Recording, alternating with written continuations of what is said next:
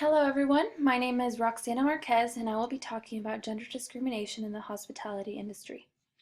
This is what I based my senior project on, and I will be focusing on communication strategies and communication studies and restaurant and hotel institutional management as both my disciplines. For my focus questions for RIM, I used how are hospitality industries easy targets for these communities, and how can segregation be improved? For communication, I used how can having an understanding of communication help prevent certain issues? Does discrimination occur because people do not know how to communicate? So throughout my whole research paper and through my thesis, I really used these focus questions to find the information I needed. And I focused my entire paper on them because I thought they would really help me find a solution for this issue. So the issue that we're going to be talking about is about employment discrimination in the LGBT community in particular. And also in other genders such as like women, because women are discriminated against in the workforce. Alrighty, the issue, employment discrimination because of gender or sexual identification. So we see a lot of discrimination in the hospitality industry because of a certain gender, whether you're queer, you're lesbian, gay, you're a woman, you're transgender. We see it in facilities. People are denied access or denied entrance into restaurants and etc. because a lot of states don't even have laws protecting people like this. So we see reports against unlawful acts and they're not being followed. So by followed, I mean there's nothing being done for these reports. Someone may report discrimination towards their boss, but the boss is still working, and the person reporting it is the one getting fired. People are being fired, like I said, they're being harassed, threatened, killed, denied promotions because of their gender orientation. And gender appropriation is not being forced on hospitality employees. I really want to touch on gender appropriation because as a restaurant hotel institutional student, we have spoken in my courses about cultural appropriation, about how you need to be aware not to stereotype people of certain races and religions and things like that. But we've never, I don't believe, or I don't remember really touching on the LGBT community in particular, and how you should treat people of that orientation. So I do believe that's important. It is something that people need to be aware of, especially as a manager or even as an employee. Now I really wanted to show this picture because this is from the Orlando shootings. A lot of people really don't understand the intensity and how big of an issue the LGBTQ community is facing. And we don't really think about them being a minority, but they really are, and if anything, they're probably the biggest minority right now.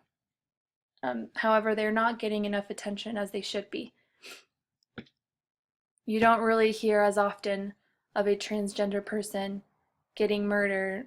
You often hear of, I don't know, other wrongdoings of other segregated groups. So I really found this interesting. I wanted to just show you guys. People don't get fired for being straight. Of course people get fired if they're straight, but not specifically because they're straight. On this map, like I mentioned before, a lot of states don't have laws protecting people of the LGBT community. It's kind of baffling to see all the states that you can be fired from for being gay. And not only can you be fired from these states, but you can also be denied access, like I had mentioned, to restaurants and hotels and things like that. My disciplines, like I had said, are communication and restaurant hotel management.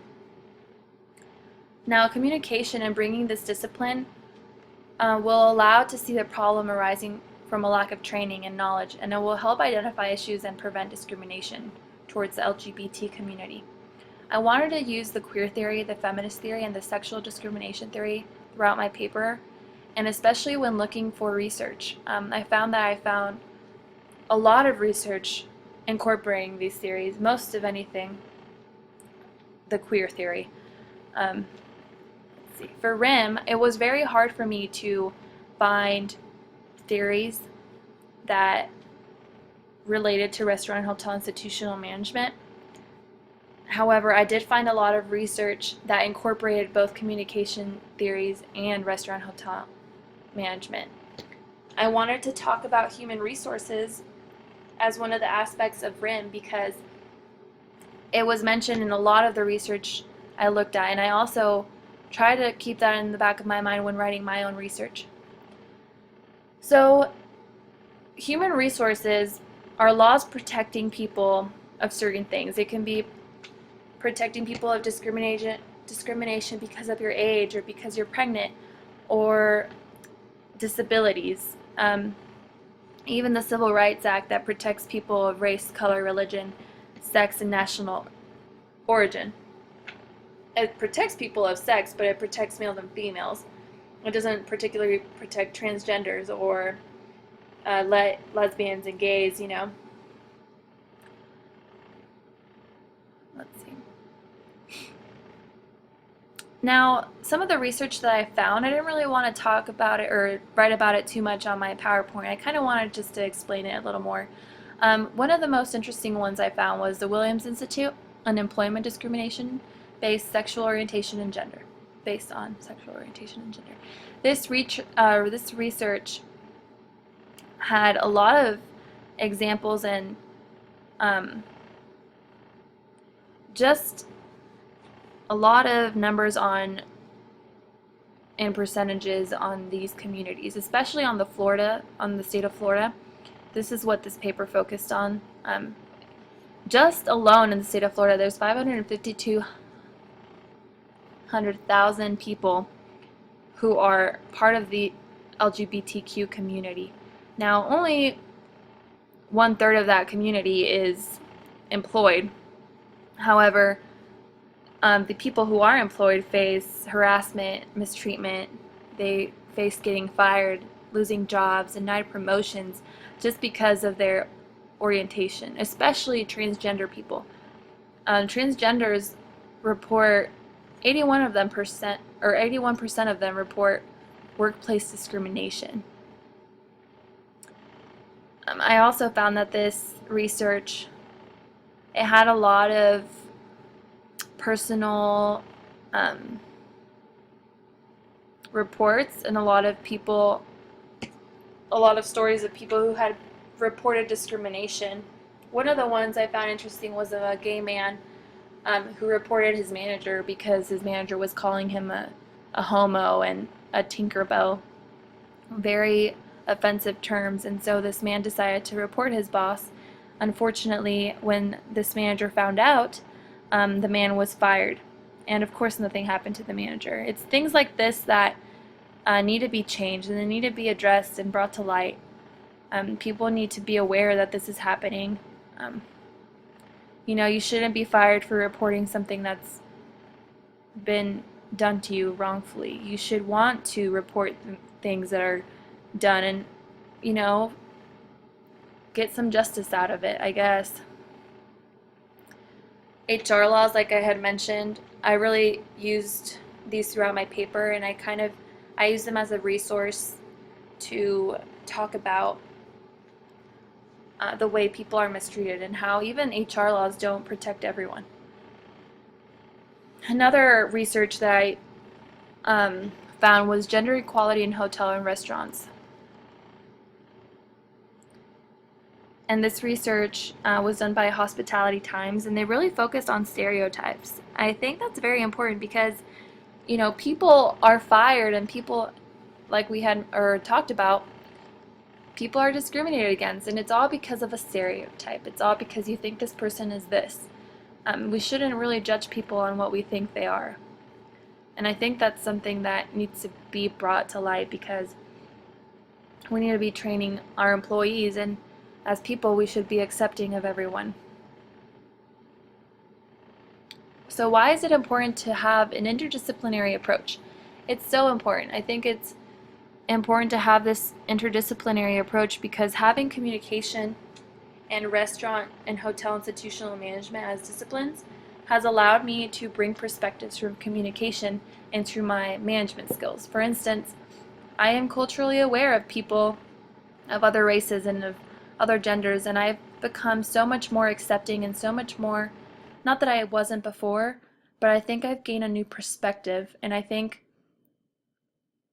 having this approach will really allow me to embody what I want my other employees to be. I don't want anyone to feel discriminated or unequal or like they're not getting a promotion because they're a woman or because they're gay or because they're transgender. I think that's interdisciplinary approach has really brought both of my concentrations together and in a way that I had never thought was possible.